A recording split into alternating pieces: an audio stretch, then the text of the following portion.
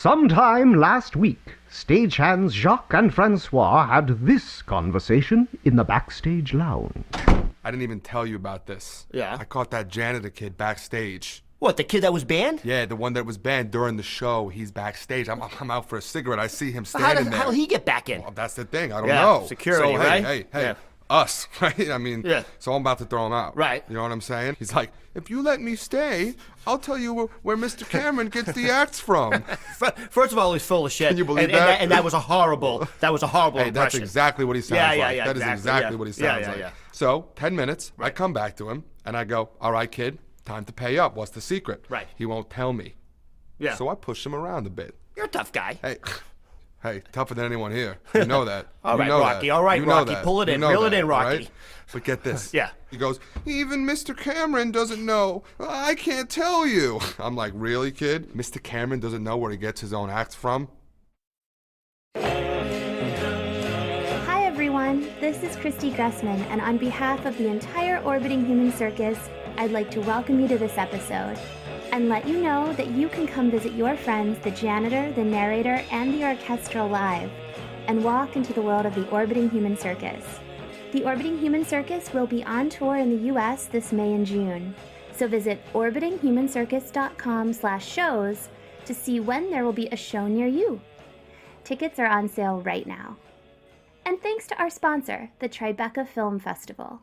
The Tribeca Film Festival begins on April 19th and runs through April 30th, and features an eclectic lineup of thought-provoking talks and documentary film screenings. For more details, go to tribecafilm.com. That's tribecafilm.com. And now, please sit back and enjoy this episode. Broadcasting from the top of the Eiffel Tower, the orbiting human circus of the air. The orchestral starts us off with its version of Wagner's Put No Pork in My Pork Pie Hat, featuring North, the incredible singing saw.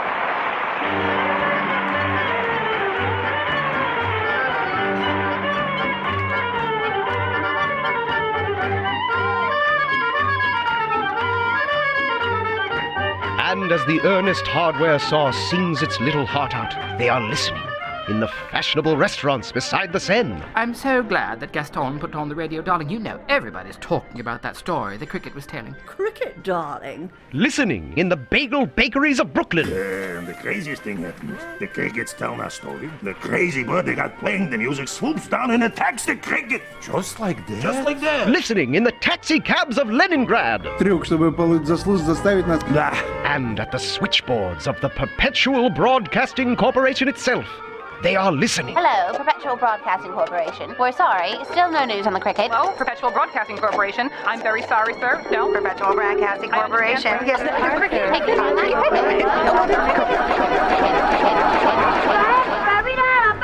Yet beside the stage we see our host John Cameron in the final throes of exhaustion, and the janitor himself standing despondently beside him. And what's this? In the janitor's hands, a cricket-sized casket, carefully made out of toothpicks lined with cotton balls? But what's happened? We take you back to 4 a.m. this morning. The janitor wanders the empty passageways of the Eiffel Tower, desperately in search of the cricket. Oh, please, Cricket, where are you? Cricket. Suddenly he hears footsteps. And bumps into host John Cameron, who, his normally immaculate suit dirty and crumpled, staggers dangerously close to the tower's outer railing. Oh, it's you. Mr. Cameron, what are you doing here? It's late. I'm trying to find the cricket you lost. So sorry. I thought I locked the cage. I didn't know the orchestral was going to get out. Do you know what I had to do earlier? Pump the orchestral stomach. Cricket wasn't in there. Oh my God. Why did I even trust you? What's happened to my life? What are these acts? I have no idea where they come from. Everybody wants to know if they're real. I have no idea. Maybe none of this is real. Maybe I'm just having a psychotic break. The janitor's eyes widen. That's what happens when you base your life on lies, when you take credit for something you don't deserve. There wasn't even an act today at the show. This is the first time it's ever happened to me. I looked everywhere. There was always something waiting for me. There was nothing. everybody would know the truth. Then I saw you and the cricket. I thought, my God, an act. I've been saved. Saved! I'm ruined. But I want to help you. Help me. Don't you understand? You're the janitor. You're not part of the show. I'll find the cricket. Don't you ever come near me or my show again. I know how you find the axe. Push me off the tower. Just push me. I'll just stand right here by the edge with my eyes closed. It's okay, Mr. Cameron. Horrified by his words' effect, the janitor tentatively puts a hand on John Cameron's shoulder. I mean, I know how anyone can find acts like that. What? How? Well, it's all about how you look at things. Like, take the tap dancing mouse, for instance. Yes. If you see a mouse, and you look at it like you want to hit it with a broom, or you're scared it has diseases, it'll just run away from you. But if you love it, and you keep really still, it'll come right up to you. How else are you going to find out if a mouse can tap dance? You know, it's good that you can live and work independently. Thank you. Get away from me! But... Get away! Holding back tears, the janitor continues to search, but it's hopeless. Finding one lost cricket in the hole of the Eiffel Tower? He studies every inch of the floor, examining every piece of lint, growing more and more depressed. Please, come on. Sunrise. The morning mail is delivered at the base of the Eiffel Tower. John Cameron sleeps, draped over an observatory telescope on the top observation deck. Suddenly he is startled. Mr. Cameron, there he is, over there, by the boxes. I chased him down here. What? The cricket, over there on the floor. I'd given up, and there he was. The cricket? You're sure that's the one? Yes. How? I saw him shaking his fist at the orchestral. Thank God. Mr. Cameron. Oh, hello, Jacques. You'll never believe it. 100 bags of mail just arrived. They're all about that cricket. I bet he's just about the most famous cricket on the earth. Yes, I imagine he is, Jacques. No, here's the crane with the lettuce. Hey, you want the mail over here, right? Wait, no. The cricket! No! All leading to the present moment, where our host John Cameron stands holding the tiny toothpick casket, glancing woefully from it to a large group of thespians, costumed seemingly to perform William Shakespeare's immortal Macbeth? That was the Orbiting Human Circus Orchestral featuring North, the Singing Saw. Ladies and gentlemen, I know many of you are here tonight in the hopes of seeing a certain cricket. Where's the cricket? Bring out the cricket! However, it is important to remember in times like these, with our flashy modern entertainments like tap dancing, mice, singing saws, and yes, storytelling crickets, it's important to do honor to the high art that is the genesis of all that graces the modern stage. The immortal classics, ladies and gentlemen, that paved the way for the superficial diversions of the now. We present to you our performance of Shakespeare's Scottish play. Bring out the cricket! Yes, well, please do put your hands together for a play which is sure to turn your laughter into tears. Where's the cricket? We give you Macbeth. Bring out the cricket! Macbeth, ladies and gentlemen, Macbeth. When shall we three meet again? But in the audience, they are not listening. The word cricket whispered in chorus throughout the house. And in the fancy cafes beside the Seine, they are not listening. Well, with all this build-up, I'm simply not going to enjoy my dinner if they don't find that cricket. Don't be so demanding, Lilith. In the stagehands' lounge behind the broadcast ballroom, they are not listening. Okay, if they riot Pierre, I need you stage left. Jacques, I need you stage right. And I will shield Jean. Yep, Miss Saltier, yeah. And even in his seat beside the stage, John Cameron, our host, is not listening. He slumps despondently in his chair beside the stage. His eyelids growing heavy, he drifts and drifts. Let's see if there shall be done a deed of dreadful note. What's to be done? I've done the deed. Didst thou not hear a noise? But what's this? Like the Doberman pinscher of showmanship he is, John snaps to attention. What was Lady Macbeth saying? These pots full of pastries are greedy, greedy, greedy. And why was she straddling a mechanical bull? What was this? Some horrid modernist deconstruction? Good Lord, not on his Who will watch. be the first to blink? I've crazy glued my eyelids, so not me.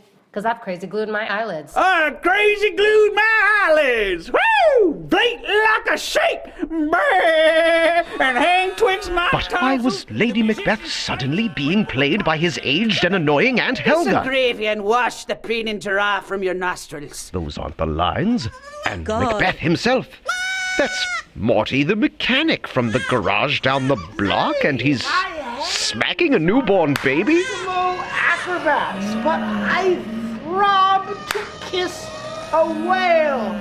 So white. So white. To kiss it and give it ice cream, of course.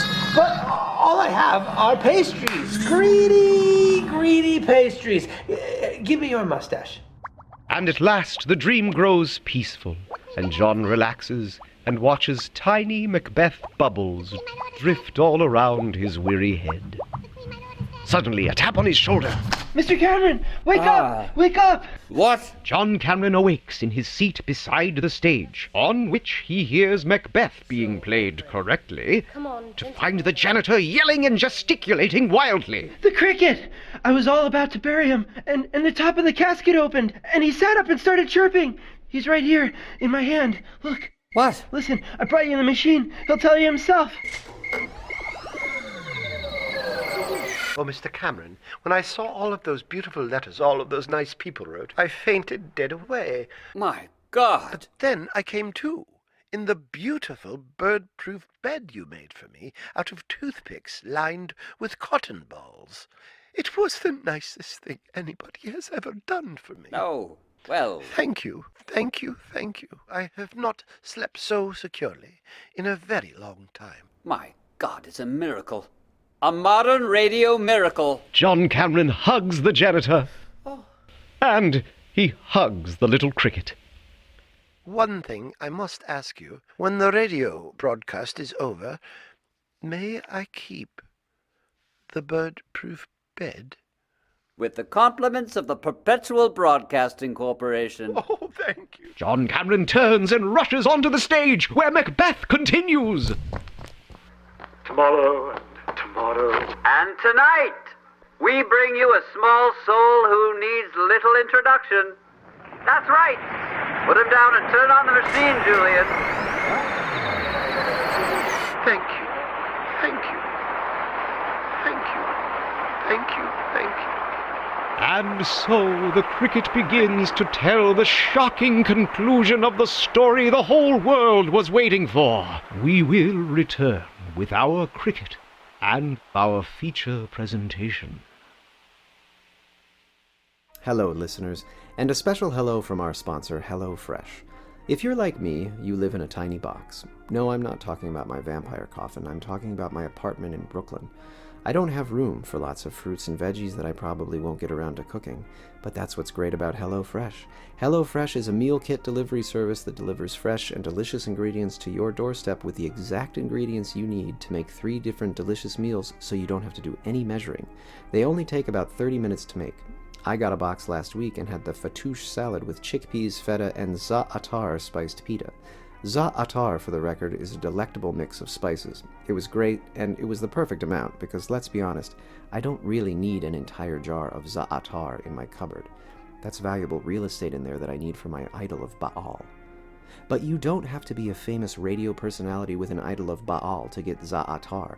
You can try it for yourself by going to HelloFresh.com. And just for being a member of our audience, you'll get $35 off your first week of deliveries when you use the offer code OHC. That's HelloFresh.com, and the code is OHC as in Orbiting Human Circus for $35 off your first week of deliveries. Thanks again to our sponsor, Rocket Mortgage. Rocket Mortgage brings its untraditional mortgage process to all you untraditional listeners with a fast, easy, and completely online process. Check out Rocket Mortgage today at quickenloans.com/OHC. That's OHC for Orbiting Human Circus. And now we return you to our cricket and the conclusion of our feature presentation.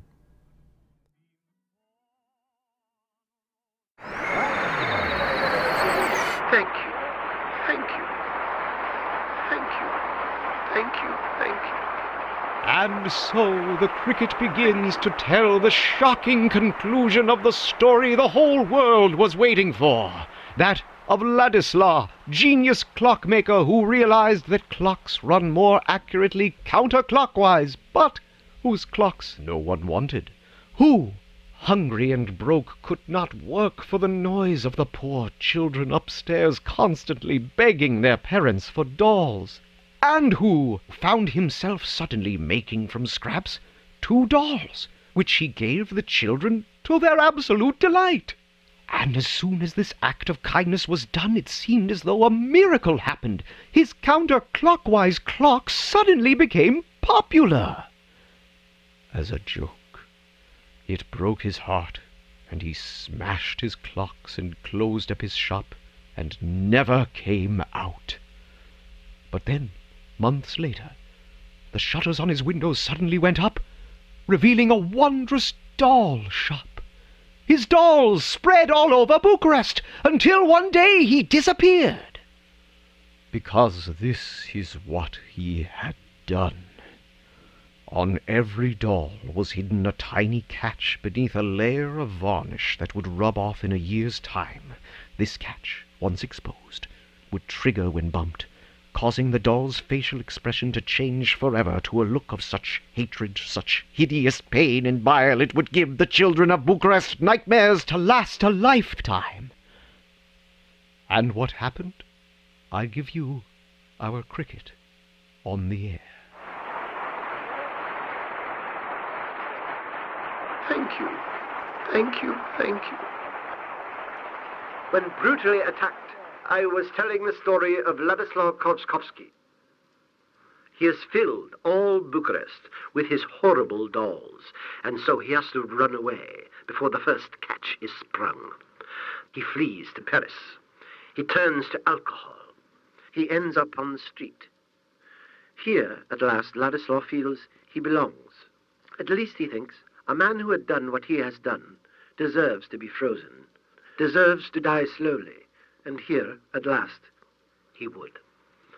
But he does not die, quickly or slowly.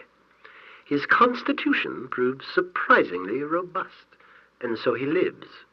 Wishing to die nearly every moment, Ladislaw lives and lives. And then, one night, he has a dream. He is with a little girl, and that little girl is his. The little girl looks up at him with a look of love such as no one has given him in all his life. Its feeling fills all his soul. He is happy. But then he realizes the little girl is holding one of his dolls. He sees the face hasn't changed yet, but the varnish, it's rubbed away. The catch, it will spring any moment. He struggles madly to take it from her, but cannot reach it, as if space and time become quicksand. And then it happens. He hears the catch strike. His heart runs cold. He turns his eyes to the doll. But the doll's face has not switched. The girl's has. And her face has switched to such an inhuman mask of pure hatred. Ladislaw's hatred. Terrifying cruelty. Ladislaw's cruelty. He feels as if everything he has ever loved in the world has been snatched away from him, never to be given back. All goes cold. So cold. Ladislaw wakes up in the act of vomiting and lets loose a scream of such horror. It is heard that night on both banks of the river Seine. He walks the Paris streets that night like a ghost, feels apart from all things on the earth.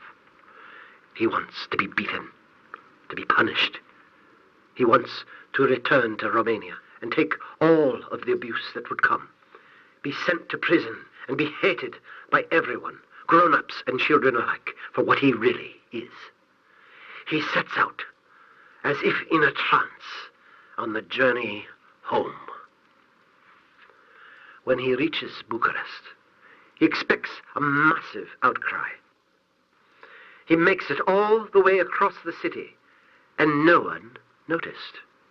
At last arriving at the first house whose children he had given his horrid dolls. He wants to cry.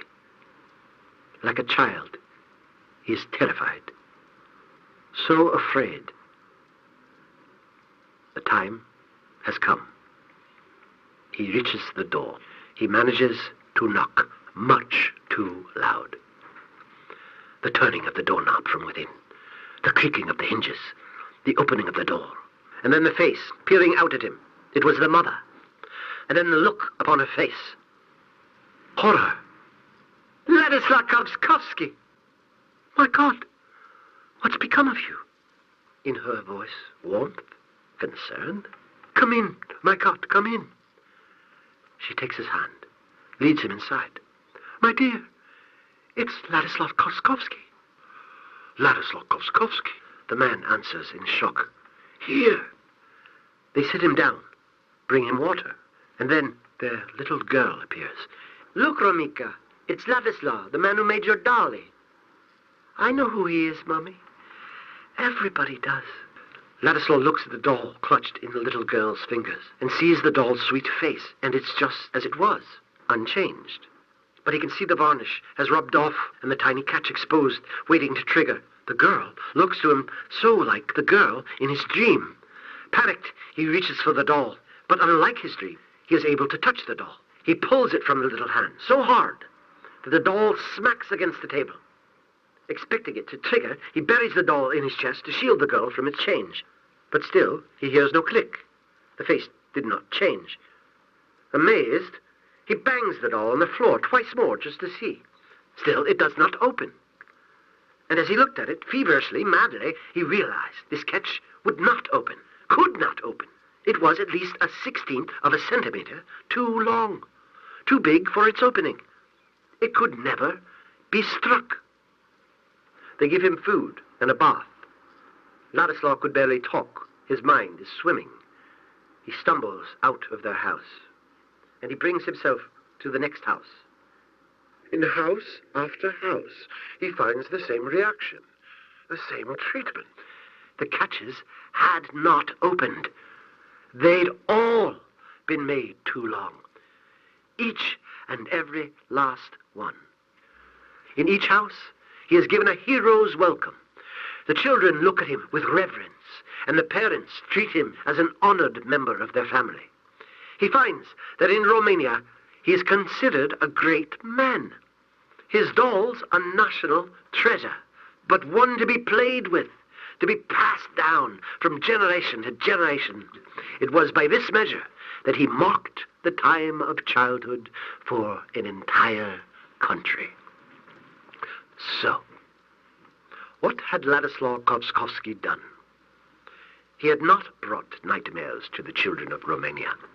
He was a man who, late for an important appointment, loses his keys and searches for them madly, when all the time they were right there in front of his nose. How often in those cases is the appointment not one on which we really wish to go? It is said that in Ladislaw Kovskovsky's time, all children in Romania were his children. His dolls outliving him in their hundreds. And buried deep inside some, gone forever, and smothered by a visage of love, was all the pain and frustration of a man who had been a great failure, hurt and rejected, with no idea at all of the hero he would become. Broadcasting from the top of the Eiffel Tower, the orbiting human circus of the air.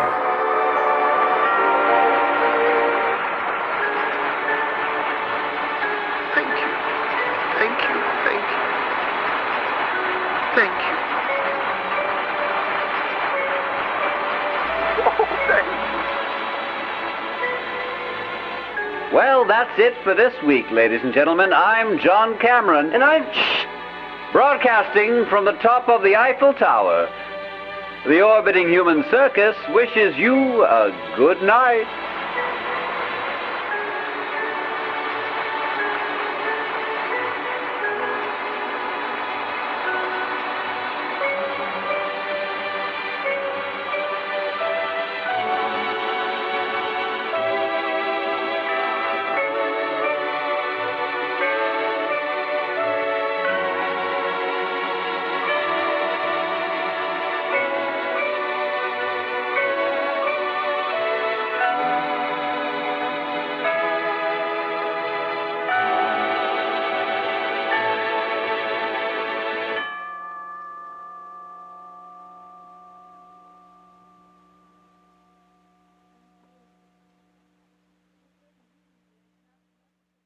Thank you all so much for listening, and thanks again to the Tribeca Film Festival, which kicks off on April 19th and runs through April 30th.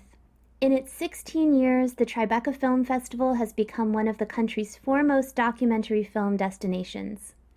This year's lineup includes 46 feature-length documentary films, spotlighting the best in nonfiction film with stories of artists and activists, social justice, personal conflict, politics, romance, and much more. Indulge your curious nature and immerse yourself in new worlds with Tribeca's diverse nonfiction films. For more details, go to tribecafilm.com or download the official Tribeca Film Festival app for your mobile guide to the festival and to buy tickets. That's tribecafilm.com for more info. And come hang out with the janitor, the orchestral, and more this spring when the Orbiting Human Circus goes on tour. Go to orbitinghumancircus.com/shows for dates near you.